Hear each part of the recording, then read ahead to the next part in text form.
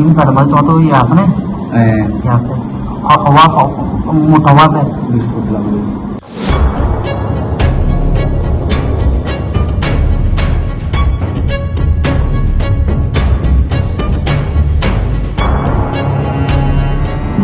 দিন সকাল 10:30-11টার দিকে মাল ভাই ভাই ওরে এটা আইসিডি